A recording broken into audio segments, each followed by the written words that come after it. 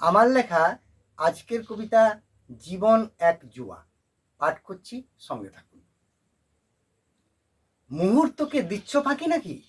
ভাবছ বুঝি যাক না কটা দিন, হেলাই যাহা হারাও তাহার মেটাতে হবে ঋণ।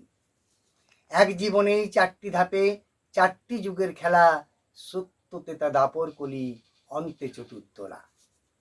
কৃষ্ণ, কংস, রাম আর রাবণ, জগাই নিমাই দাস, দিদিক্ষাতে দৃষ্ট হয়ে ঘাড়েতে ফেলে শ্বাস।